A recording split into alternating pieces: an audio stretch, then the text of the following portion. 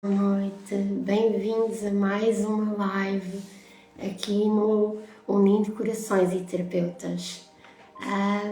Vou pedir para quem for entrando, ir partilhando a live. Vou já passar a convidar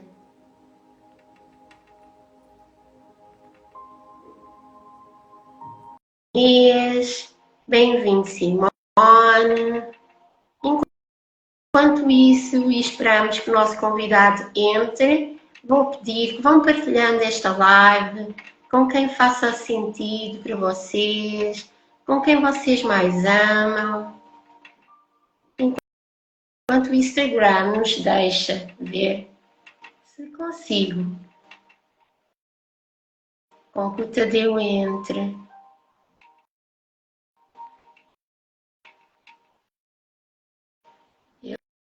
Aceita, Tadeu, estou a aceitar, só que o Instagram gosta sempre de nos pregar partidas. Boa noite, Simone. Vamos, enquanto isso, vamos partilhando a live aqui no aviãozinho do amor, que eu costumo dizer, que é aquele triângulozinho que está cá embaixo, e vamos partilhando.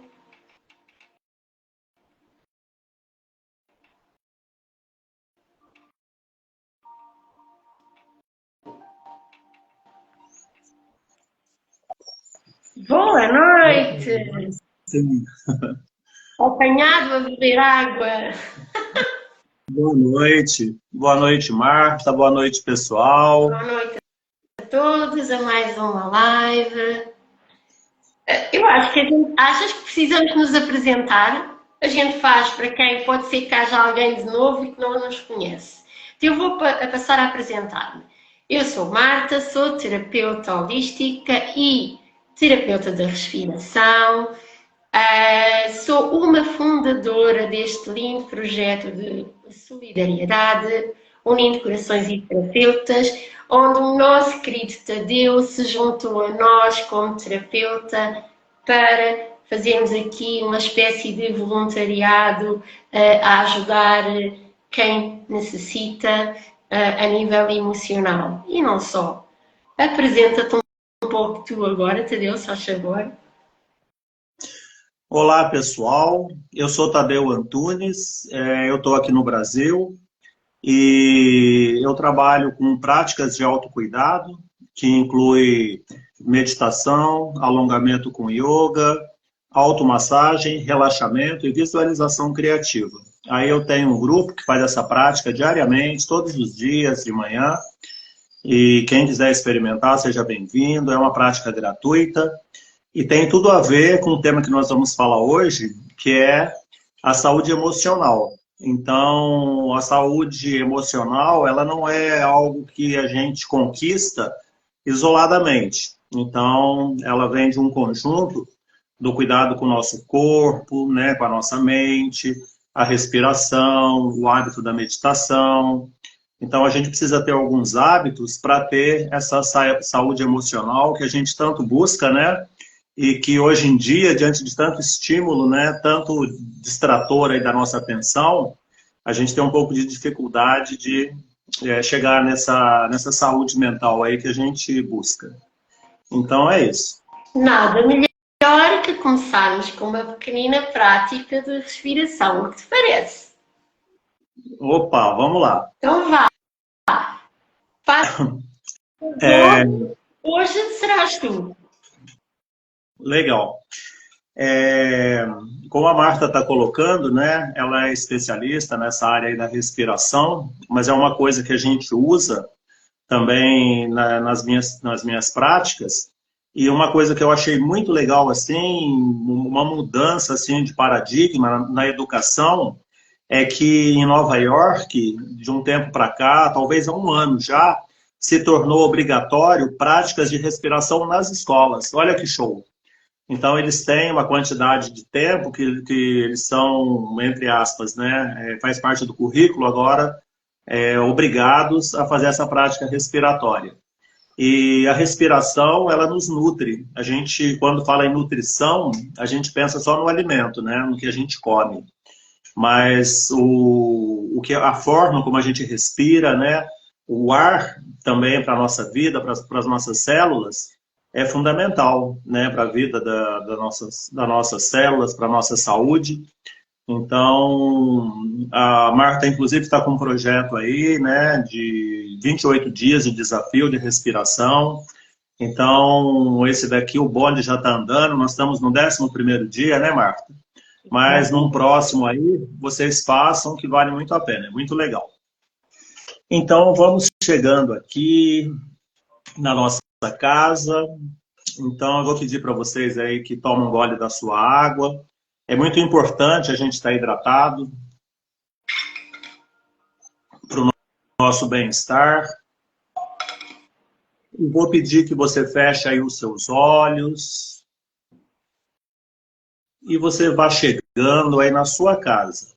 Não é a sua casa de 4 paredes, que você já está dentro dela, mas essa casa que é o seu corpo, a sua mente, deixando lá fora as outras pessoas, os compromissos, deixando tudo lá fora. E você pode colocar seus ombros para cima, para trás, para baixo. Abre o seu peito, alinha a sua coluna. E relaxa o seu couro cabeludo, relaxa sua testa. Relaxa seus olhos fechados, seu nariz, suas bochechas. Relaxa a sua boca, relaxa a língua dentro da boca, relaxando seu maxilar, seu pescoço, sua nuca. Relaxa os ombros, os braços, as mãos, até a pontinha dos dedos das suas mãos. Relaxa a sua garganta, seu peito, suas costas. Relaxa cada vértebra da sua coluna, relaxando seu quadril, sua pelve, relaxando suas coxas, joelhos, canelas e panturrilhas relaxadas, relaxando tornozelos, pés, até a sola dos seus pés, até a pontinha dos dedos dos seus pés. E traga um sorriso para o seu rosto. Leva esse sorriso para os seus olhos fechados. Leva esse sorriso para cada órgão interno do seu corpo. Leva esse sorriso para cada célula do seu corpo. Quando você sorri, você produz endorfina, serotonina, substâncias que fazem você se sentir bem. E não importa se esse sorriso vem de uma motivação externa ou se ele é intencional como agora. De qualquer modo, seu corpo produz essas substâncias que fazem você se sentir bem.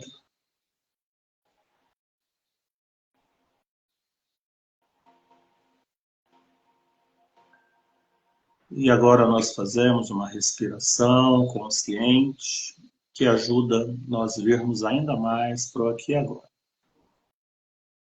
Nós fazemos uma respiração que se chama 4-2-6, onde a gente inspira contando até 4, o seu abdômen infla, 1, 2, 3, 4, pausa, 1, 2, e exala em 1, 2, 3, 4, 5, 6.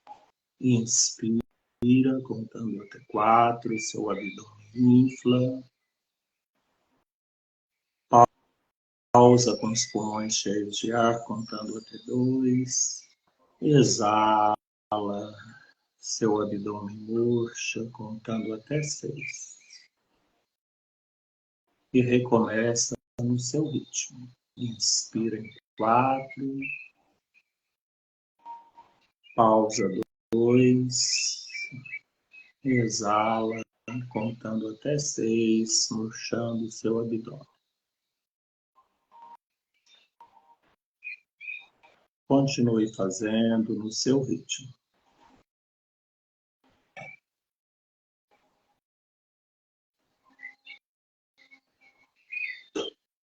A sua mente comanda o seu corpo, mas a sua respiração comanda a sua mente. Quando você precisar lidar com um pensamento repetitivo, uma emoção, um sentimento menos agradável, faça uma respiração consciente dessa forma e você vai estar mais capacitada para lidar com o que você está sentindo.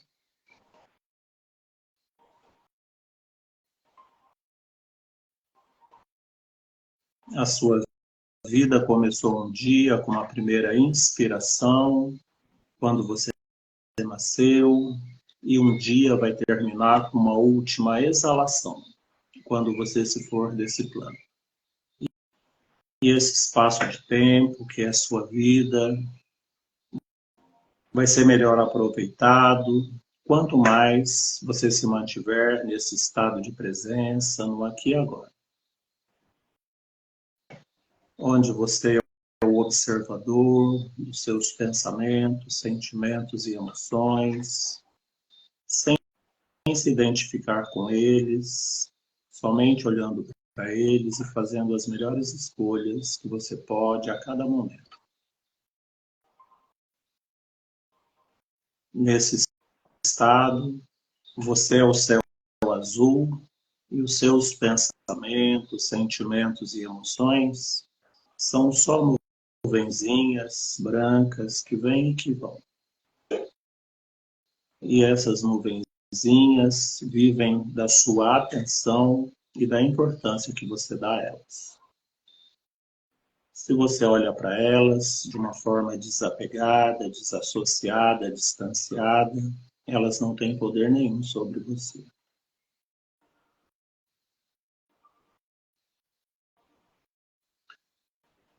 Quando você mantém esse estado de presença, tudo que você faz tem mais qualidade e você tira melhor proveito.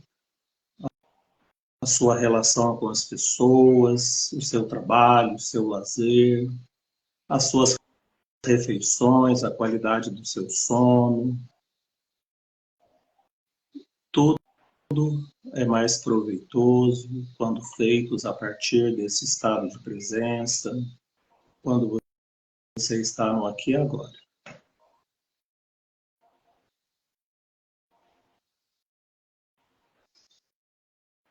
Inspira, exala, inspira. E na exalação, pode abrir os seus olhos e vamos para a nossa live. Eu ficava aqui já. Então, isso já foi uma pequena amostra, né, de como a gente tem esse poder de trabalhar nossas emoções. Então, às vezes a gente está lidando com alguma situação, né, seja de saúde, de relacionamento, de trabalho, e a gente acaba se perdendo, a gente se identifica com isso que está lá fora, a gente acha que a gente é isso, né? Então, a gente pode usar essa ferramenta da respiração para a gente se distanciar, né? Tipo assim, eu não sou isso, né? Eu sou um ser eterno, divino, que tem pensamentos, emoções, sentimentos, que tem uma mente que produz tudo isso, mas eu somente observo, olho para isso e lido com isso da melhor maneira. Então, começando, vamos ver se a gente começa aqui pelo básico. A gente tem um equipamento aí que se chama mente, né? Como se fosse o nosso carro. Então, a gente precisa saber como aquele equipamento funciona para tirar o melhor proveito dele. Então, seja a máquina de lavar, seja o liquidificador, seja o nosso carro, a gente precisa ter noções mínimas de como que ele funciona, senão a gente não tem como utilizar. Então, a nossa mente, ela tem um estudo que é do Paul Ekman, né, um psicólogo norte-americano, que ele fala do cérebro trino. Então, nós começamos como réptil, né? Então, a gente era lá um bichinho parecido com um crocodilo, um jacaré. Então, o réptil, ele só tem dois tipos de atitude. Ele só foge ou ele ataca. A fêmea, né, bota o ovo e vira as costas e vai embora. Ela nem conhece o filho dela. Aí o sol choca o ovo lá da tartaruga, né, ou do crocodilo, do jacaré, o bichinho nasce, corre para a água e vai embora. Então, tipo assim, eles não têm instinto nenhum, além do instinto de sobrevivência, o réptil. Então, nós começamos por aí. Com o tempo, depois de alguns milhares de anos, nós evoluímos para o ser mamífero. Então, a gente desenvolveu a parte reptiliana é aqui na nossa nuca. Aí a gente desenvolveu a parte límbica, que é no meio aqui, né, do nosso cérebro, que é o cérebro dos mamíferos. Então, a gente vê que o mamífero ele já tem instinto maternal, ele já tem um pouco do que a gente pode chamar de amor. Então, quando a gente observa um gato, um cachorro, que a gente tem, é mais íntimo, né? Mas qualquer mamífero, ele já tem um instinto materno, ele protege o filho, ele já tem outras emoções, né? Entre aspas, né? O animal que o réptil não tem. E depois de mais alguns milhares de anos, nós desenvolvemos essa parte aqui da testa, que é o nosso neocórtex. Então, aqui é onde a gente toma decisões, é onde está o que a gente chama de compaixão, de amor, do sentido de unidade. A gente sabe que nós somos todos um, que quando um ganha, todo mundo ganha. Então, é nessa parte aqui do neocórtex. E o animal, o homem é o único animal que tem testa. Então, se a gente observar na natureza, é justamente essa parte, né, que a gente tem. Então, vamos fazer valer. A gente é chamado de racional. Então, vamos usar o nosso neocórtex, que é só nós que temos, né? Então, os outros animais não têm neocórtex. Inclusive, um dado bem interessante é que a gente não nasce pronto. Então, esse neocórtex, ele vai se desenvolvendo, né, do bebê, enquanto a gente vai crescendo, vai se desenvolvendo. Então, é por isso que as crianças, os adolescentes, eles não são responsáveis pelos atos deles. Legalmente falando. Então, um adolescente ele não pode ser julgado por um crime que ele cometeu, por um ato falho, porque o neocórtex dele não está desenvolvido ainda. Então, antigamente se falava que era aos 18 anos, que ele estava totalmente desenvolvido, depois se passou a falar em 21, hoje se fala em 25 e alguns teóricos até em 45 anos, que a gente vai estar totalmente com esse neocórtex, né, desenvolvido. E essa região do nosso cérebro é também chamada de lobo dos anjos, justamente porque tem esses conceitos, né, essas características que a gente busca na espiritualidade. O conceito de amor, de unidade, de compaixão, de empatia, de se colocar no lugar do outro. Então, fica tudo nessa área. E essa parte a gente ainda está desenvolvendo. Então, se a gente comparar o nosso neocórtex, né, assim, a parte fisiológica, pegar um cérebro lá do seu tataravô e comparar com o seu, você é mais anja do que ele. Então, tipo assim, você desenvolveu mais compaixão, mais amor, mais unidade, né, um sentimento de unidade, tudo isso que a gente falou. Então, se a gente vê, assim, numa história recente, há 100 anos atrás, a gente traficava escravos, né? Então, tipo assim, porque uma pessoa tinha a cor da pele diferente da nossa, a gente se julgava superior a essa pessoa, comprava ela como um objeto, usava ela, né, como um objeto e fazia-se as barbaridades que a gente sabe, né, com os escravos. A Europa talvez seja isso mais distante, mas aqui a gente vivenciou muito isso, né, recentemente. E a gente vê também as guerras, né, assim, tudo que existiu antes, o ser humano ele era menos anjo do que ele é hoje, né? Ele tinha menos desenvolvido essa parte do neocórtex. E nós estamos aí na caminhada, né? Então, daqui algumas centenas de anos, né, a gente vai se tornando cada vez mais esse ser mais angelical, nesse sentido, né, de ter esses atributos espiritualistas e menos reptiliano e menos límbico, né? E, então, isso é a nossa máquina, como a gente usa isso. Então, às vezes, a gente sente alguma coisa que faz com que a gente use essa parte reptiliana. Diante de uma questão de sobrevivência, um assalto, né? A gente vai para esse cérebro reptiliano, a gente só pensa em lutar ou fugir. Dependendo da situação, a gente tem a atitude de um mamífero, né? De defesa do filhote, mas de uma forma mais agressiva. E, às vezes, a gente vai para esse lobo dos anjos, né? O neocórtex. A gente tem sentimento de compaixão, de unidade, de amor. Então, até no nosso vocabulário aí diário, aqui no Brasil funciona assim, eu não sei aí na Europa, mas a gente diz assim, fulano é uma cobra, é uma víbora, né? Quer dizer, que a gente remete que a pessoa ela é reptiliana. Às vezes a gente fala assim, nossa, fulano é um cavalo, quando a pessoa é muito estúpida, né? Então é um mamífero, ele age para defender tudo ali, né? E às vezes a gente fala assim, nossa, a Marta é uma anja, né? Então nesse sentido, de ter compaixão, de ter empatia. Então, inconscientemente a gente usa, né, esses termos. E a gente está a todo momento utilizando ou o nosso cérebro reptiliano, ou o cérebro límbico, ou o neocórtex. E aí dentro desse nosso neocórtex é onde existem as emoções básicas, né? Então, elas são... O mesmo Paul Ekman, ele desenvolveu uma teoria que fala de 6 emoções, né? Essas emoções que nos dirigem, né? Que a gente toma atitudes com relação a ela. Então, essas emoções, ela vem de 3 componentes. O primeiro é uma experiência subjetiva, é aquilo que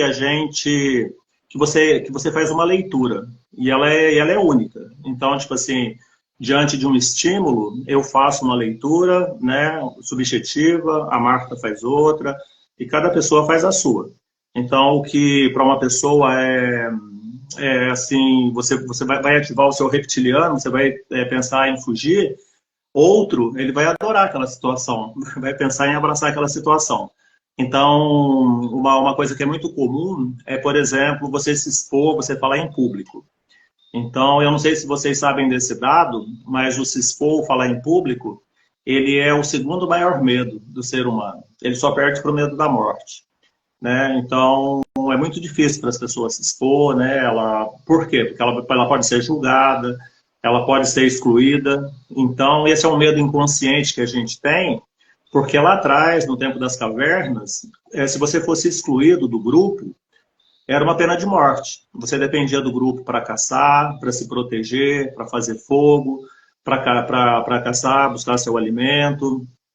Para tudo você dependia do grupo. Então, a gente traz ainda inconscientemente esse medo que está lá no nosso inconsciente, de não ser aceito. Então, tipo assim, e quando a gente se expõe, você está correndo esse risco, né? De você não ser aceito, de você ser criticado. Então, falando dessa situação. Então, por exemplo, você chega para uma pessoa e diz assim, você vai ter que fazer uma apresentação em público, né? Lá no seu curso universitário e tal. Tem pessoa que congela, né? Então, essa nossa parte reptiliana é lutar, fugir ou congelar. Então, tem animais que, quando ele se sente ameaçado, ele congela, ele finge de morto, né? Então, tem pessoas que agem dessa forma até hoje, né? Você fala assim, você vai ter que se apresentar em público, né? Fazer um trabalho de TCC, né? A sua tese de doutorado, a pessoa, né? Outras não, outras adoram, né? Falar em público, se expor, aí, tipo assim, olha, a gente precisa de alguém para apresentar um trabalho assim, a pessoa, opa, eu vou, né? Então, essa experiência é subjetiva. O que é muito prazeroso para um, né? Não é para o outro. E veio uma resposta fisiológica. Oi, Marta. Desculpa interromper-te. Isso também tem a ver um bocadinho com os nossos traumas que vêm de lá de trás, não é? Eu tenho experiência, não é? Eu jamais, alguma vez em tempo algum, expunha publicamente como estou a fazer agora contigo. E, Sim. e a forma como eu arranjei para enfrentar este medo da exposição é: vamos à luta, vamos embora. Uhum, Eu tenho medo, mas vou enfrentar o medo. Portanto, é uhum, aqui. E depois, quando nós enfrentamos esta emoção, não é? Acaba por se dissipar, porque nós começamos a enfrentar e começamos a pensar assim: espera, não é assim tão mau expor-me como eu uhum. achava lá atrás, porque não havia a experiência. E então isto é cada dia, um passinho de cada vez, não é? E enfrentamos o medo, que há de chegar um momento que esse medo desaparece, porque não estamos a Sim, alimentá-lo, não é? Estamos a sim. enfrentar, é diferente. É, isso aí, Marta, que você está colocando, em psicologia, a gente chama de exposição gradativa. Então, você não vai pegar a pessoa e colocar ela para dar uma palestra para 1.000 pessoas de cara. Você sugere que ela faça uma palestra para dentro da família dela, embora não seja formal, ela se exponha diante dos familiares, depois no grupo, né, social que ela participa, depois uma palestra para 10 pessoas na igreja dela, entendeu? Então é uma exposição gradativa, né? Você vai. Um exemplo disso que você está dizendo é dirigir. Então, quando a gente vai começar a dirigir, parece um bicho de 7 cabeças, né? Então, o seu carro tem 3 pedais lá, tem o câmbio, tem o volante, tem 3 espelhos para você tomar conta, e as pessoas, né, passando do seu lado, é moto, é bicicleta, né? Enfim, parece uma coisa que você não dá conta. Mas aí você começa, você vai indo, depois de um tempo, você faz isso como se você estivesse tomando um café. Você conversa com a pessoa, você mexe no rádio, você ouve música, e você faz aquilo ali, vira uma segunda natureza sua. Então, tudo aquilo que você se expõe, né, gradativamente, aquilo vai virando natural, vai ficando fácil, né, de você fazer. Então, a gente tem essa primeira experiência subjetiva, a gente tem uma resposta fisiológica. Quando vem a emoção, a gente tem uma descarga, vamos falar do perigo, né?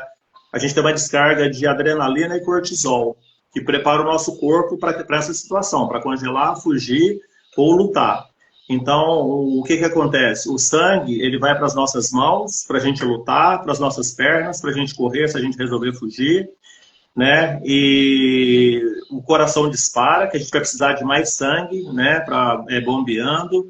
E o nosso sangue ele fica mais viscoso, porque se a gente se ferir para não ter uma hemorragia, então o nosso corpo se prepara para essa situação. E isso é útil, né, naquele período ali que você está vivendo aquela situação, mas não é útil a longo prazo. Então, se a gente vive isso constantemente, né, então você estressa o seu corpo, né, e vai desencadear uma série de doenças aí.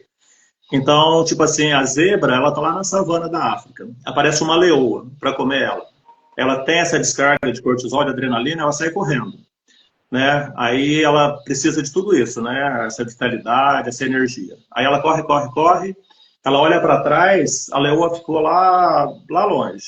Aí o que ela faz? Ela senta na sombra de uma árvore e relaxa. Fala se o perigo já passou. Agora, o problema que a gente vive hoje é que a leoa não para de correr atrás da gente. Então, tipo assim, a gente tem a nossa leoa, ela é subjetiva, mas como a gente falou, não importa se é real ou não, a gente tem essa descarga de hormônios no corpo, de neurotransmissores, e a gente age daquela maneira. Então, tipo assim, quem é a leoa que nos persegue hoje? É os boletos para pagar, é o trabalho, é o chefe, é a profissão que a gente abraçou e que a gente não está gostando mais, é o relacionamento que a gente está vivendo, é um probleminha de saúde, né, que a gente faz um bicho de 7 cabeças. Então, a gente vive constantemente, né, nesse estado de aí. Então, a gente tem essa, primeiro subjetivamente, depois vem a resposta fisiológica e a gente tem um comportamento, uma resposta comportamental. Então, quando a gente tem raiva, você tende a expressar isso agredindo o outro, né? Verbalmente, normalmente, ou até fisicamente. Agora, só que às vezes você não pode fazer isso porque é o teu chefe, você perde o emprego, né? Então, no trânsito você não pode, porque você vai quebrar o teu carro. Então, o que a gente acaba fazendo? Você acaba descontando isso em pessoas próximas, né? Com a pessoa com quem você se relaciona, o seu companheiro, às vezes o filho, né? Então, às vezes a pessoa que não tem nada a ver com a sua história, mas você transborda aquilo que você está cheio. Então, você acaba, né, destruindo um relacionamento seu que não tem nada a ver por conta desse estresse que vem, né, foi provocado por outra situação. E então essas emoções que a gente experimenta aí, são 6 emoções básicas, né? Que é a alegria, a tristeza, o medo, o nojo, a raiva e a surpresa. Então, e a partir dessas emoções, elas interagem entre si, né? E geram outras emoções aí. Mas são essas que são as básicas. E é bem bacana, Marta, agora que nós temos esse filme, né, o Divertidamente, teve o 1, depois saiu o 2, e é muito bom que o adolescente, a criança, ela comece a lidar com isso, a perceber isso. Tudo isso que a gente está falando, tipo assim, eu mesmo não conhecia isso, né, quando eu era mais jovem, eu ainda sou jovem, quando eu era mais jovem, a gente não sabia disso. Então, é muito bacana que hoje as crianças, né, já passam, como a gente falou, em Nova York, que hoje se ensina sobre respiração. É legal a gente aprender sobre emoções. Então, essa animação, né, Divertidamente, o 1 e o 2 eu nem assisti ainda. Mas eu sei que é uma sequência, né, e coloca dessa forma, de uma forma lúdica, como que a nossa mente funciona. Então, tipo assim, diante de qualquer estímulo, né, a raiva se manifesta e assume o comando da sua mente, né? E dependendo da situação, né, é o medo, é o nojo, enfim, aquilo toma conta de você, né, entre aspas, e te domina. Então é legal a gente aprender a lidar com isso, né, administrar. E uma das ferramentas que a gente colocou aqui, qual que é? A que a gente tem nas nossas mãos aí a todo momento, a respiração. Então, tipo assim, a hora que a gente vê que o bicho pega, a gente está perdendo, tipo assim, o que está tomando conta de mim agora é a raiva, respira, sabe? Essa respiração 4-2-6 que a gente fez, ela é muito útil para esses momentos e também para a qualidade do sono antes de dormir, né? Para a gente ter uma qualidade de sono melhor. Mas só o fato de você respirar, né? E você, sobretudo usando o diafragma, também te apazigua, te afasta do que você sente. E é muito legal, Marta, agora falando ainda da respiração, a respiração diafragmática, que é essa que você usa o abdômen, ela ativa o seu sistema parasimpático, que é esse da tranquilidade, da paz. Então, a gente falou do cérebro reptiliano. Quando você está ligado nesse cérebro, você tem uma respiração curta e aqui em cima, né, com a parte superior dos seus pulmões. Então, tá ativo o seu sistema simpático, que é justamente o do lutar ou fugir, né, ou do congelar.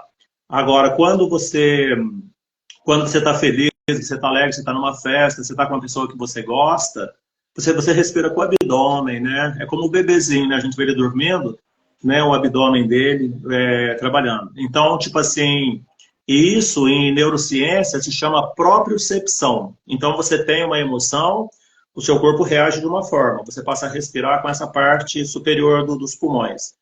Mas quando você tem uma emoção agradável, você passa a respirar com a parte do abdômen.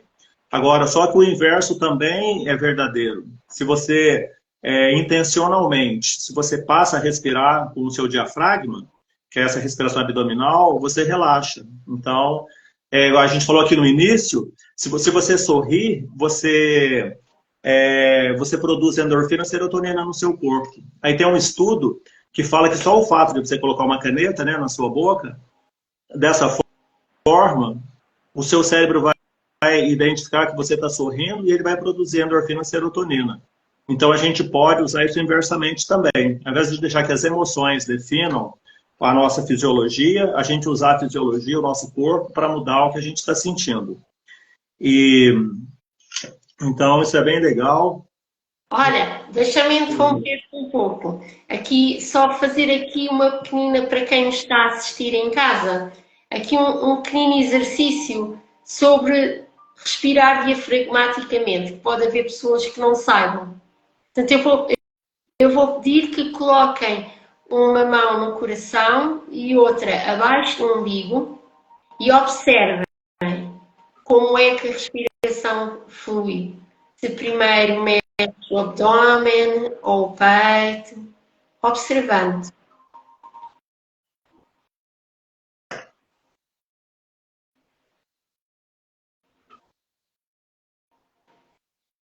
Observem também se existem pausas entre a inspiração e a expiração.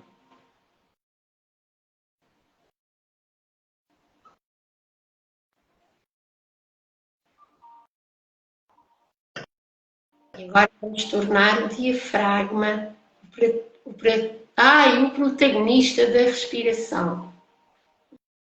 Vou pedir que ao inspirarem, enchem a barriga de ar, como se fosse um balão a encher, e na expiração esse balão vai diminuir. Então, inspira, enchendo a barriga de ar, e expira, esvaziando. Inspira,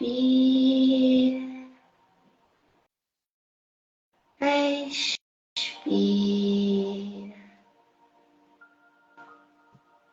Repitam o processo por mais um pouco.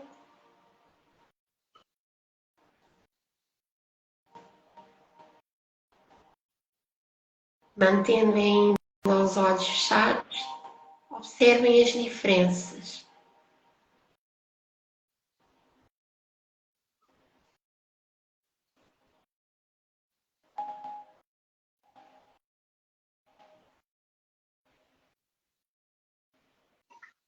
No seu tempo, ao seu ritmo, podem abrir os olhos.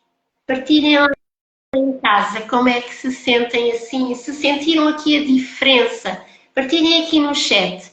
Se sentiram a diferença da respiração, sendo pela parte do peito ou pelo diafragma. Eu sendo especialista em respiração coerente, não é? Para quem sofre de ansiedade, de stress, às vezes, como tu dizes muito bem, às vezes temos aqui alguns impulsos de raiva. Esta respiração assim diafragmática, lenta e profunda, alivia bastante, aqui ajuda bastante a relaxar. Tem que ser lenta e profunda. Isto requer trabalho, requer hábito, não é? Criar aqui um micro hábito diário, que não é preciso muito tempo, basta 5, 10 minutos por dia, criar este hábito. Depois, quando a gente cria o hábito, tem sempre mais necessidade de fazer durante mais tempo. E, por norma, inconscientemente, isto acontece muito. Eu falo por mim, eu vou a caminho, quando vou a caminho do trabalho, dou por mim a respirar corretamente, mas sem, já com o tempo certo, mas sem me aperceber. Apercebo-me que, olha, estou a respirar tão tranquilamente, e estou a caminhar, meio ofegante a gente fica, não é? Vamos a compensar aqui quase a respiração com o compasso do andar e é muito bom. Damos por nós a fazer estas coisas inconscientemente, porque o hábito está criado.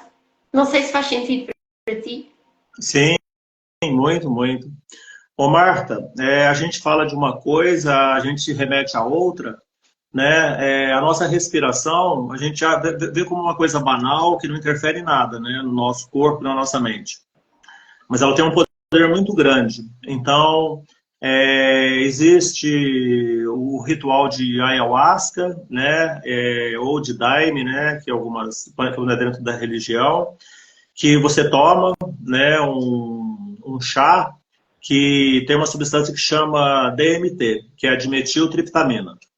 Essa substância, ela provoca, né, aquele estado de expansão de consciência e tudo que você sente, que você vê durante aquele estado. Só que tem um estudioso que ele diz que a dimetiltriptamina, o DMT, ele já existe no nosso corpo. Aquela substância que você usa, o chá lá, né, que é da chacrona e o cipó guajube lá, ele só dinamiza, essa substância que já existe no nosso corpo.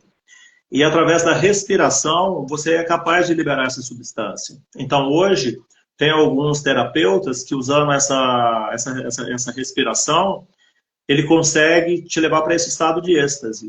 Então, produzir no seu corpo, né, essa substância e esse estado. Então, eu já experimentei, né, assim, essa respiração e, de fato, ela provoca uma alteração muito grande assim, no seu corpo, sabe? E é só, você não toma nem água, é só a respiração mesmo. Então, o ritmo que você faz, sabe? A forma que você, né, inspira e respira. Então, tipo assim, é uma ferramenta maravilhosa que nós temos. Então, isso aí que você colocou é muito legal. Tipo assim, quando a gente não está se sentindo bem, você fala assim, opa, como é que eu estou respirando? Com certeza, você vai estar respirando com essa parte superficial do seu pulmão, a parte de cima. Aí você muda a sua forma de respirar, usa o diafragma, igual o bebezinho, respirando com o abdômen. Em instantes, você vai perceber que você muda o que você está sentindo. Então, é bem bacana isso. E o que a gente vê assim, nas religiões, né, na filosofia, a gente também tem várias ferramentas que a gente pode utilizar. Dentro do budismo, eles falam que a nossa insatisfação ela vem da aversão, né, é um princípio básico do budismo, da aversão ou do desejo. Então, tipo assim, você está vivendo uma situação legal. Você está com uma pessoa que mora longe de você, que você ama. Então, você está com aquela pessoa, você está super feliz, né? Você está respirando com o diafragma. Aí a pessoa, chega o dia da pessoa ir embora. Aí você vai levar a pessoa no aeroporto e tal. Então, vem aquele sentimento de apego. Você não quer que a pessoa vá embora, né? Então, você sofre por isso, né? Ou então você tem aversão a uma coisa, né? Tipo assim, nossa, eu detesto falar em público, né? Eu paraliso, eu perco até o ar quando você fala em falar em público, né? Assim, um exemplo. Então, tipo assim, aí a pessoa tem aversão àquilo. Quando alguém chega e fala assim, Marta, você vai ter que expor o seu trabalho lá de TCC na sua tese de doutorado. Você já... Né? Então, aquela aversão. Então, isso te faz sofrer. Então, segundo o budismo, o que nos faz sofrer, que causa sofrimento, é isso. Ou é o desejo de que aquilo que você ama seja eterno, ou de você fugir daquilo que te causa desconforto. E como é que você resolve isso? Você resolve isso aprendendo que na vida tudo é impermanente. Então, aí o segundo princípio do budismo que vem é a impermanência. Então, tipo assim, nada vai durar. Então, tipo assim, a Marta tá com a pessoa que ela mais ama em Portugal, tal. Ela tá feliz da vida. Mas um dia essa pessoa vai voltar para a Inglaterra, para onde ela mora lá, para o Brasil, não sei. Então, e ela não pode ter esse apego a essa pessoa. Então, todo mundo passa por isso, né? Eu tenho uma neta hoje de 3 anos em São Paulo, está a 300 quilômetros aqui de mim, sabe? Eu amo a bichinha, queria muito, né, ter ela comigo, mas não dá, né? Eu tenho a minha vida aqui, ela está lá. Então, é isso que faz a gente sofrer, né, o apego. Ou a aversão. Não, isso me causa desconforto, eu não quero isso. Então, quando a gente entende que tudo é impermanente, que tudo passa. O que é bom passa e o que é ruim também passa, tudo é impermanente. Até o sol vai deixar de existir um dia, né? Não é amanhã, não, né? É daqui a alguns milhões de anos, mas um dia até o sol vai deixar de existir, o universo está em expansão, existe um berçário de estrelas, onde estrelas nascem a cada dia. Depois a estrela que está brilhando lá, ela vira uma estrela anã, vermelhinha, ela também se apaga, a estrela. Enfim, tudo na vida, né? É assim. Nós, inclusive, né? A gente vê o bebezinho, agora a gente não está tão bebezinho mais assim, e um dia a gente vai, né, também dessa para outra dimensão. Enfim, a gente tem que aceitar isso. Então, vai passando, a gente olha no espelho, né? Aí apareceu uma ruguinha aqui, outra ali. Aí você vai fazer uma caminhada, vai subir uma escada também, você se cansa, né? O seu corpo já está, né? Enfim, essa impermanência é constante. Então a gente tem que lidar com isso e saber também que a nossa mente funciona da seguinte forma: a gente tem neurotransmissores que são fabricados e eles vêm em onda. Então, às vezes, a gente tem um sentimento de alegria, de bem-estar, de paz, né? É natural. Só que ele não dura muito tempo. Ele, daí a pouco vem um sentimento de, sabe, meio depressivo, de angústia, de uma crise existencial, né? Da onde que eu vim, para onde que eu vou, como que vai ser amanhã. Então é natural isso. Agora, o que que acontece? A gente tende a se apegar ao que é bom. Então, tipo assim, nossa, quando eu bebo álcool, eu tenho uma sensação legal. Então eu vou beber mais álcool, né? Quando eu uso droga, quando, né, eu faço sexo, ou quando eu como açúcar, que é muito comum hoje, né, o açúcar, isso aí libera dopamina no meu corpo, eu me sinto bem. Então, a gente tende a repetir isso. E uma coisa hoje em dia que a gente usa muito, e de forma inconsciente, né, porque libera bem-estar no nosso corpo, e a gente não se dá conta disso, e usa cada vez mais, e não é saudável, é a internet, são as redes sociais. Então, quando você está lá rodando lá os TikTok da vida, né? Você está vendo quantos likes você recebeu, aquilo te faz bem. Te gera uma dose de dopamina como se você estivesse usando uma droga ou comendo açúcar. Então, e você tende a repetir, né? Aquilo que te faz bem. Quer dizer, bem entre aspas, né? Porque a longo prazo não é legal, nada disso. E então isso aí, Marta, na neurociência a gente chama de hedonia, é esse prazer imediato, né, do açúcar, da droga, do álcool, da rede social. Mas isso, a longo prazo, né, não é legal, a gente acaba se arrependendo. Agora, o que é legal é a gente desenvolver um sentimento de realização que dentro da filosofia é chamado de eudaimonia ou ataraxia. Isso é um sentimento, não é só aquele prazerzinho ali de comer o açúcar, é um sentimento de realização, sabe? Assim, de quando você faz um bem para uma pessoa genuinamente, sem interesse. É um sentimento de autossuperação, da Marta ter dificuldade de falar em público, sabe? Mas ela chegar lá e falar e fazer, e bem, independente do resultado, ela ter se proposto a fazer aquilo. Então, esse sentimento é que a gente deve cultivar, buscar isso, né? E isso dura. Então, a neurociência fala isso, que esse sentimento da hedonia, né, que é o álcool, açúcar e tal, ele é sazonal, ele dura pouquinho, cai, você tem que usar de novo e tal. Agora, esse sentimento de realização, ele é mais constante, ele é mais duradouro, né? Então, tipo assim, uma forma mais inteligente da gente ser feliz, né? Não é buscar essa felicidadezinha do açúcar, que é sazonal e nos deprime e prejudica a nossa saúde. É buscar essa realização de alma, que está onde? Que está no nosso neocórtex, né? Aqui na frente, que é a compaixão, que é a unidade, que é o amor, né? Então, e tudo isso está ligado, né? As nossas emoções aí. E uma coisa, Marta, assim também, que agora eu remeto, é assim, a importância do nosso fisiológico. Então, a gente é um ser sistêmico e está tudo interligado. A gente falou do açúcar, e o açúcar no nosso intestino, ele produz uma desbiose, né, que é um descontrole da nossa flora, lá da nossa microbiota, e a gente passa a desenvolver uma inflamação em todo o nosso corpo, né, e inclusive no nosso cérebro. Então, a gente precisa começar por aí, sabe? Então, tem muitos terapeutas hoje, médicos, né, mesmo esses mais ortodoxos, que eles começam por onde? A Marta vai lá fazer um tratamento de saúde para reumatismo, vamos supor, ou para pressão alta. A outra pessoa vai para tratar problema emocional, depressão. Por onde que elas começam? Pelo seu intestino. Então, enquanto o seu intestino não estiver funcionando legal, nada vai funcionar.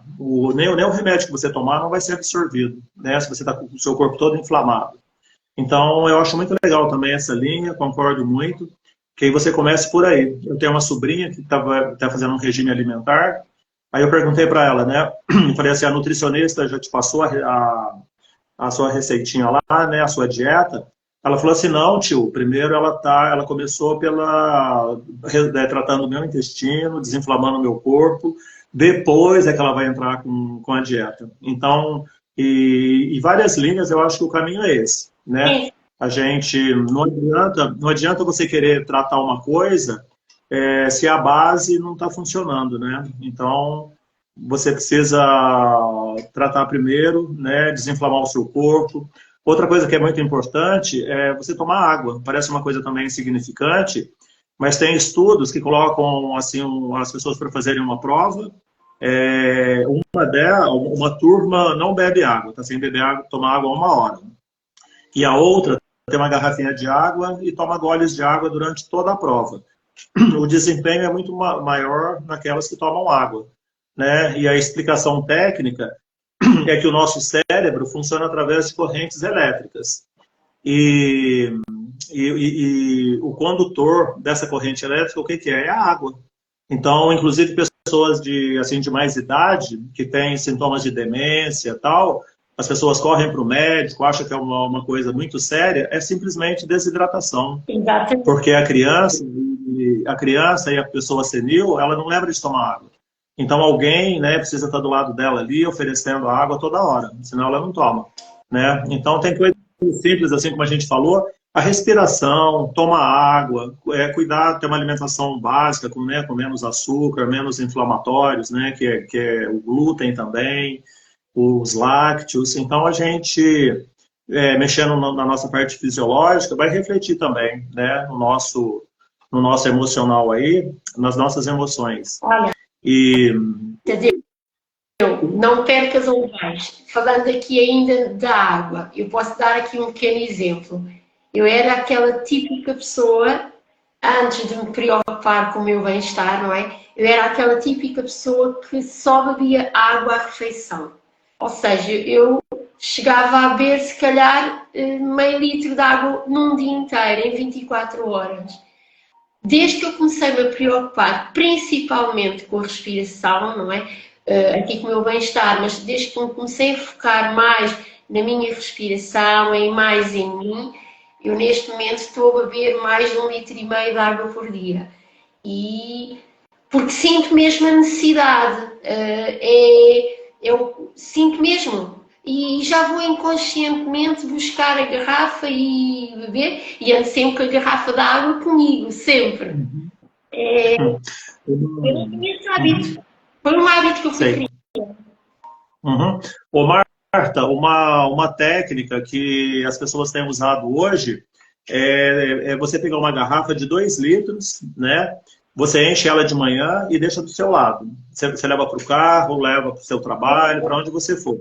E no final do dia ela tem que estar zerada, né? Então, tipo assim, se você ter o objeto ali do seu lado, você vai se lembrar. Você vai olhar para a garrafa, opa, eu preciso tomar água, né? Se você não vê, então uma forma de você associar isso e ter uma garrafa grande já, de 2 litros, que é tipo assim a sua cota, né, do dia. O ideal é até 3 litros, né? Enfim, depende também da época do ano, mais quente, mais frio, né? Mas é muito importante a gente estar hidratado. Então, o nosso desempenho é melhor. E a gente ter várias marcas, a gente ter várias práticas assim de bem-estar para a gente. Então, a gente às vezes pode ter um olhar assim egoísta, tipo assim, não, eu tenho que me doar, eu tenho que cuidar, né, dos meus filhos, eu tenho que me doar para o meu trabalho, eu tenho que esquecer de mim. Né? Não, né? Se você fizer o melhor por você, eu falo muito isso na minha prática diária, né? Então, tipo assim, se você vive em estado de presença, se você faz boas escolhas a todo momento, se você respira conscientemente, se você toma a sua quantidade correta de água, se você cuida da sua alimentação, se você tem uma atividade espiritual, se você medita regularmente, 2, 3 vezes por dia, ali pequenos períodos de 5 minutos, se você cuida de você, você tem mais para oferecer para o outro, porque o que você só dá para o outro é aquilo que transborda de você. Então, tem um estudo muito interessante, que eu gosto, que diz assim, Marta, isso é ciência, tá? Então, quando uma pessoa é estressada, ela chega num ambiente, seja social, de trabalho, familiar, ela aumenta em 17% o nível de cortisol de todas as pessoas. Cortisol é o hormônio do estresse, lembra? Então, tipo assim, isso também nos traz o conceito de unidade. Então, tipo assim, nós somos todos um. Então, você chegou estressada no ambiente, você estressa a galera toda. E vice-versa. Se você chega sorrindo, com uma energia boa, brincando, sabe? Você traz aquela luz. Então, tipo assim, a gente remete lá atrás na espiritualidade amar ao outro como a si mesmo, né? E qual que é a maior forma de você amar a si mesmo? É fazer o melhor por você, sabe? É você cuidar da sua alimentação, da sua hidratação, cuidar da sua mente, né? Do que a gente está falando aqui hoje, né? Da sua saúde emocional. Você vai ser uma pessoa que vai nutrir, que vai somar com a vida do outro. Então é muito importante, né? Essa prática aí de autocuidado, e não tem nada de egoísta nisso. Pelo contrário, né? Você vai ter mais para oferecer, você vai ter mais para doar, né? Para outra pessoa. E nós, para aquelas pessoas que não sabem muito bem por onde começar, basta fazerem um gesto muito simples. É conectarem-se com o corpo, né? Com o nosso corpo, e perguntarem ao corpo o que é que tu necessitas hoje, não é? Sim. Vai responder. É só conectar-se com o corpo e fazer esta simples questão. O que é que tu necessitas hoje? Por mais absurda às vezes que possa ser a resposta, mas é isso que o corpo está a pedir, que é a essência que está a pedir aquilo. Não é? E Sim. não é o pensamento, é mesmo que vem de dentro. Enquanto animal, a gente tem uma sabedoria, né, celular. Então, tipo assim, o animal selvagem, quando ele se machuca, ele fica quietinho no cantinho dele lá, para ele se recuperar. Né? A gente, como tem a mente, a gente foi muito pro mental. Então, a gente quer uma explicação lógica para tudo, né? Então, a gente só vai né, para a mente, né? Nossa, o que que eu faço? O que que eu faço? O que eu faço? O que eu faço? A gente esquece disso aí que você falou, de se conectar com o corpo, né? De ouvir o seu corpo, né? O que que ele precisa, ouvir a nossa essência, né? Sem buscar uma resposta lógica, né? A gente buscar uma resposta no nosso corpo, né? A nossa essência. A gente é um ser, assim, que tem muita sabedoria, a nossa sabedoria divina. Tem um guru aí da internet, né? Um indiano, muito famoso, o Sadhguru. Ele tinha uma filha que ele criou, né, desde pequenininha, e ele viajava com ela para todo canto, ele contando. Aí diz que as pessoas falavam assim, eu posso brincar com a sua filha, eu posso me aproximar dela?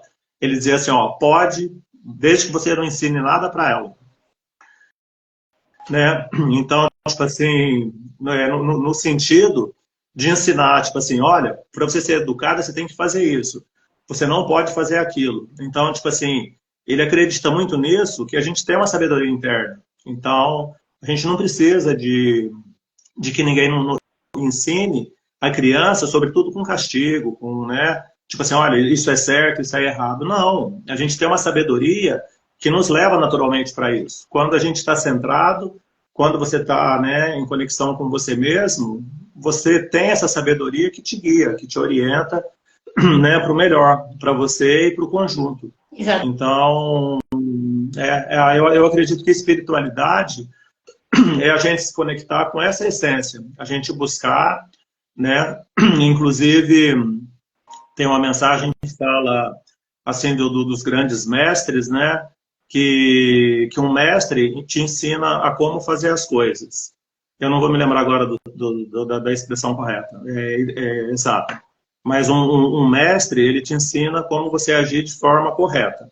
Agora, se for um mestre melhor ainda, ele te ensina a ouvir a sua essência, que vai te levar para a melhor forma, né? Mesmo porque não tem uma resposta única para todas as situações, né? Cada situação você tem que agir de uma forma. Exato. Então, se a gente desenvolver esse hábito que você falou, de se voltar para dentro e perguntar para a sua essência, né? Qual a melhor coisa que você pode fazer naquele momento, né? Você vai estar sempre bem orientada. Tem um livro, Marta, agora que você me lembra, eu tenho inclusive ele aqui na minha estante, que se chama Um Minuto para Mim. É de um autor americano, eu não vou me lembrar o nome dele agora, mas o título do livro é esse, Um Minuto para Mim. E ele fala isso, sabe? Então, tipo assim, você disser assim, o que eu posso fazer de melhor por mim agora, né? Ah, eu preciso me hidratar. Ah, eu preciso me alimentar e vou comer uma coisa saudável. Ah, eu estou precisando tomar um banho, né? Enfim, eu estou precisando levar meu carro para lavar, que ele está sujo, eu não estou me sentindo bem aqui.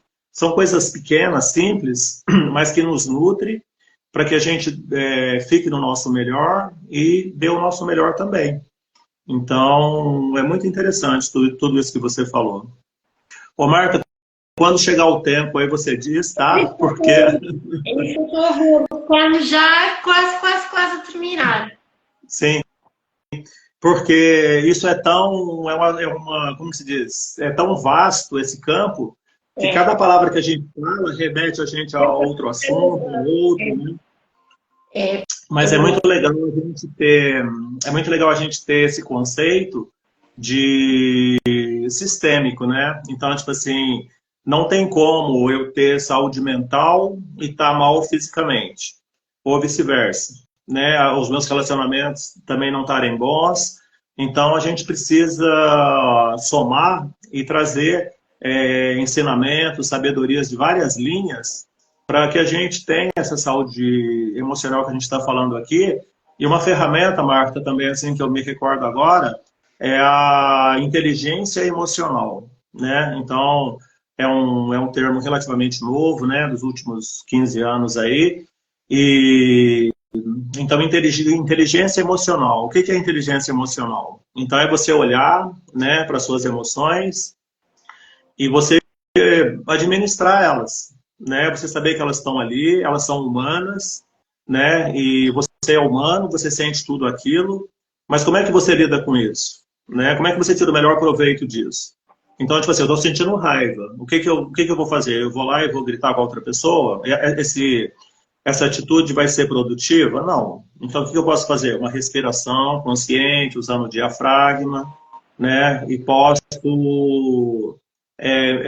usar, aí vai para comunicação não violenta, aí eu posso procurar aquela pessoa no momento certo, né, ao invés de naquele momento de raiva, e dizer para ela como eu me sinto, e também não apontar o dedo para ela, não é dizer assim, Marta, você me fez sentir assim. Não, Marta, eu me senti assim com a sua atitude, né, que foi assim, assim, assado, né? Como é que a gente pode resolver isso? Então, a gente também colocar a gente como o princípio, e o meio e o fim daquela emoção.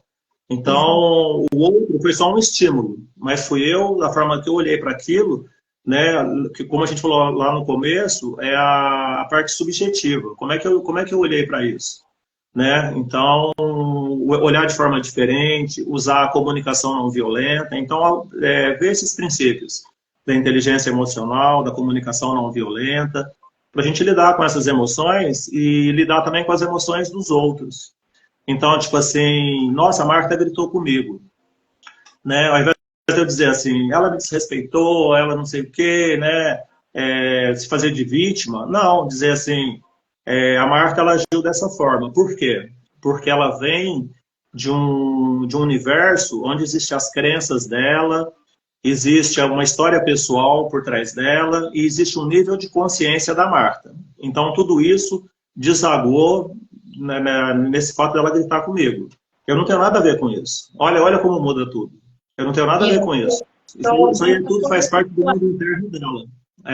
Então, esse grito é o mundo interno da Marta, né? É a consciência dela, o nível de consciência, as crenças dela, a história de vida dela, os traumas dela que você colocou lá no início, né?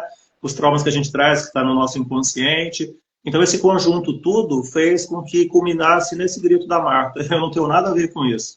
Embora tenha sido comigo, ela projetou em mim. Então, tipo assim, isso aí é muito libertador. Você saber que a atitude do outro não tem nada a ver com você. Né? Então, foi só projetado em você. Então, quando você tem essa percepção, ao invés de sentir raiva da pessoa, você sente compaixão. Fala assim, poxa, é uma pessoa que age assim, ela está sofrendo internamente. Né? Então, olha só, a raiva que eu poderia sentir se transformou em compaixão. Eu sinto empatia, eu me coloco no lugar da Marta. Nossa, o que será que ela passou, né, para agir dessa forma, tal? Então, se transforma em empatia e se transforma em amor incondicional, né? A Marta, apesar dessa atitude, ela é um ser humano, um ser de luz, um ser, né, que tem uma essência divina.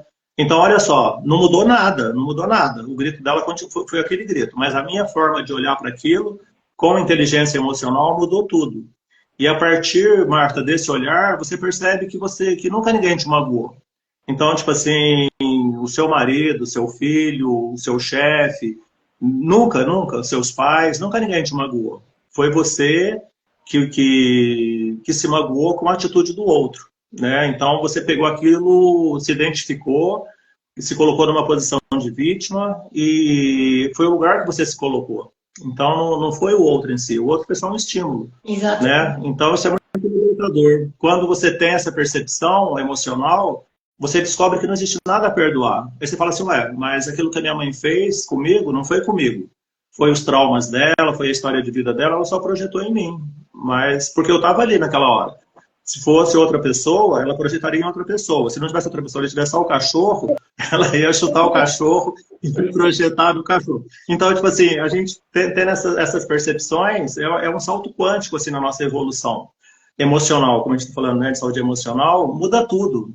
Né? Então, pessoas carregam, Marta, assim, um peso, né, da mágoa, do ressentimento, às vezes durante uma vida toda, e foi só uma leitura que você fez. Você pode ter compaixão daquela pessoa, né? E quando a gente tem também a percepção que a gente é um ser onde tudo começa, tem um meio e um fim dentro da gente. Então, o que eu percebo do mundo, o que é bom, o que é gostoso, o que é ruim, o que eu tenho aversão, o que eu tenho um desejo, o que eu gosto, tudo é interno, né? Então o outro é só um estímulo e às vezes é uma bênção o outro na nossa vida para nos ensinar isso. Talvez o outro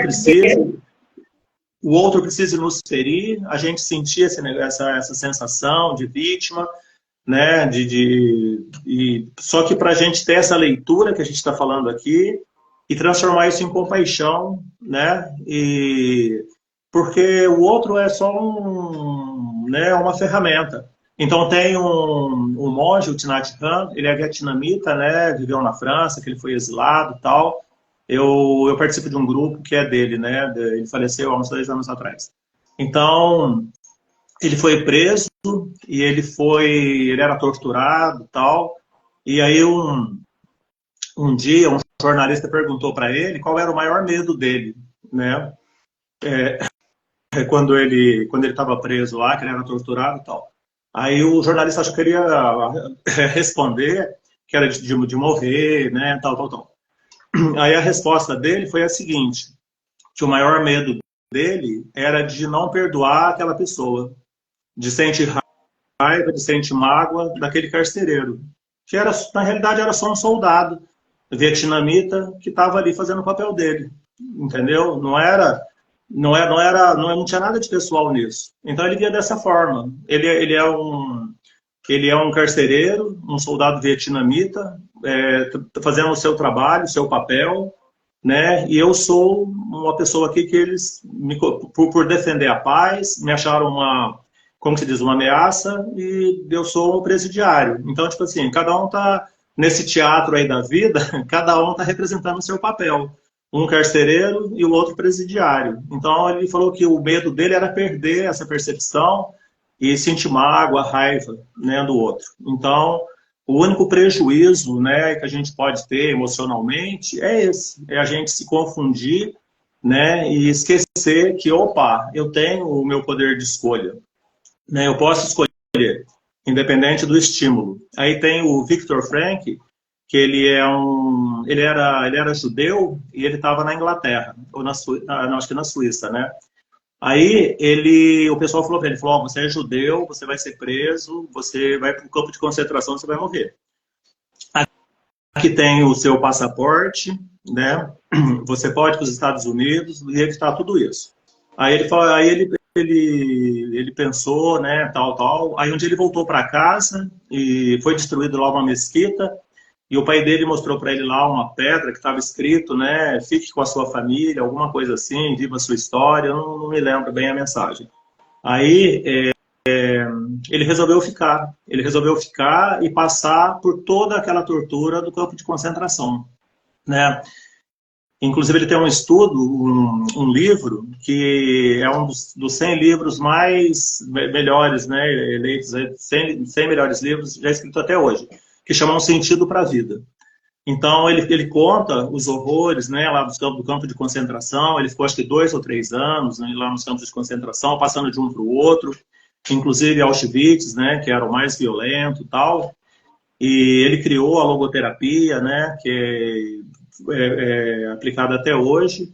E uma mensagem dele que eu gosto muito é a seguinte, que a gente se acha livre de fazer o que você quer. Então, Marta, eu sou livre, eu posso pegar meu carro agora, eu posso ir lá tomar um pote de sorvete de 2 litros, eu posso beber, eu posso ir para onde eu quero, tal, tal. Isso é liberdade, né? Mas na concepção dele, que ele coloca, liberdade é você fazer aquilo que te faz bem.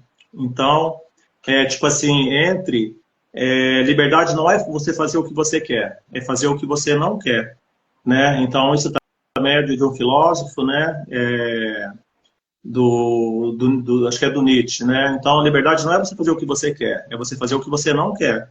Porque se você, por que liberdade não é você fazer o que você quer? Porque quando você faz o que você quer, você é escravo da sua mente, dos seus desejos. A gente está falando do nosso emocional, não é isso? Então, tipo assim, se você faz o que você quer, que no caso de comer açúcar, né, de ir para balada, de não trabalhar, ficar na zona de conforto, tudo isso é o que você quer, mas você está sendo um escravo do seu ego. Então, aí voltando para o Viktor Frankl, né, esse lado do campo de concentração, ele dizia que a sua liberdade ela está entre o seu estímulo e a sua reação. Então, aí sim reside a sua liberdade. E aí entra a importância da respiração, né? Você respirar e você ter uma decisão lúcida. Então, tipo assim, eu chego para Marta e falo, Marta, você é isso, assim, assado. Tento ofendê-la, né? Então, esse é o estímulo. Qual que é a reação da Marta? É gritar, é falar, é revidar, né? Essa seria a reação automática. Só que diante desse estímulo, antes dessa resposta, tem esse espaço, né, que é o seu livre-arbítrio, que é onde você escolhe. Então, tipo assim, aí voltando lá no que a gente falou de inteligência emocional, dentro desse espaço eu posso dizer assim, nossa, a Marta deve estar com algum problema, eu não tenho nada a ver com isso, ela só está projetando em mim, né? O que eu posso fazer por ela? Né? Então, eu posso até ter uma atitude de dar um abraço nela, por que não? Exato. Né? Então, tipo assim, a sua resposta, ela independe, né, do estímulo.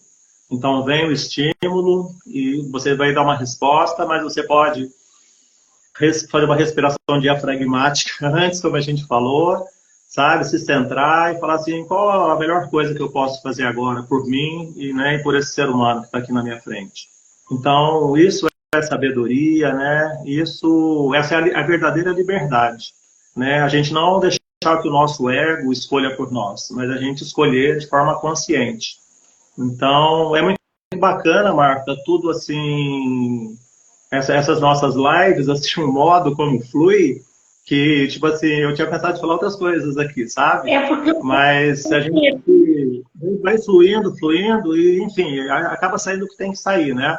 Mas, como a gente falou, cada palavra que a gente fala, cada mensagem, né, cada fiozinho que o outro puxa, aí vem, né, esses insights, e cada um acaba ouvindo, né, o que precisa ouvir, e a gente cresce um pouquinho mais. Então, é muito bacana esse caminho do autoconhecimento, porque ele nos nutre mais a longo prazo, né? É diferente do prazer do açúcar, do ficar rodando a telinha lá, né, perdendo horas de sono, né, da nossa qualidade de sono, nas redes sociais. Então, esse autoconhecimento é algo que nos nutre e, assim, mais a longo prazo. Então, é muito legal, né? Eu e a Marta, né, a gente tem um encontro aí todas as segundas-feiras à noite, aos domingos à noite também, virtualmente, como agora, e é muito bom, né? Então, talvez para um adolescente, um jovem de 20 e poucos anos, eles não consigam ver a importância, né, desse tempo que a gente dedica, né, para o autoconhecimento, para a espiritualidade. Mas isso é uma nutrição mais a longo prazo, né? E é uma coisa mais sólida e que nos mantém com esse equilíbrio emocional novamente, né? Que isso nos equilibra emocionalmente. Então, a gente falou da parte do cuidado, né, com o nosso intestino, com o nosso corpo, a importância de tomar água, falando do nosso corpo. E o nosso espiritual também é muito importante, o cuidado com o nosso espiritual voltado para a saúde mental. Então, a gente saber, né, que existe algo maior que a gente, que nos nutre, e que a gente também é parte, né, dessa essência divina, nós também somos divinos. Então, isso também faz parte da nossa saúde mental, emocional. Então, as nossas emoções, né, se você sabe que tem algo maior que você pode contar, que você tem um potencial, né, de se desenvolver. Então, falando de Jesus, né, não do Cristo religioso, mas do Jesus, ser humano, sábio, que disse, né, que vós sois deuses, né, e tudo que eu fiz, você também pode fazer e ainda muito mais. Então, olha o nosso poder, né, a gente vai fazer mais do que ele realizou. Então, a gente ter fé também nesse nosso poder interno também nos nutre, também cuida da nossa saúde emocional. Então, se a gente cuida da nossa saúde espiritual, do nosso físico, né, vai refletir com certeza também aí no nosso emocional, na nossa saúde emocional. Olha, o papo está excelente, mas nós devemos estar quase a desligar. O Instagram gosta de fazer isto. Portanto, para não Sim, ficar sim. aqui a meio, não é? Agradeço-te profundamente, tens uma grande sabedoria. Eu vou-te deixando falar porque é bom sempre ouvir-te. Tens assim muito conhecimento para partilhar e há sempre uma história atrás de outra, uma história atrás de outra, e é sempre muito gratificante. Gratidão por teres aceito o convite, estás connosco neste projeto maravilhoso e que está cheio e repleto de grandes terapeutas. E gratidão mais uma vez por partilhares o teu conhecimento com todos nós. Eu que agradeço, Marta, aí, a oportunidade, né, da gente trocar. E é muito legal essa egrégora que a gente cria, que todo mundo acaba se beneficiando, né, e ouvindo o que precisa ouvir, para a gente se melhorar um pouquinho a cada dia, que é o objetivo, né, da gente estar aqui. E quando a gente voltar lá para o outro lado, a gente voltar um pouquinho melhor, né, não melhor assim diante do nosso ego, mas como ser, né, que nós somos eternos aí. Então é isso. Eu agradeço muito e até uma próxima aí, né? Vamos estar sempre juntos aí, sempre que houver oportunidade. Claro que sim. Olha, um prazer a todos os que estiveram em casa. Vejam a gravação, para quem não viu. Partilhem para quem fizer sentido para vocês. E até à próxima quinta-feira. Até. Adeus.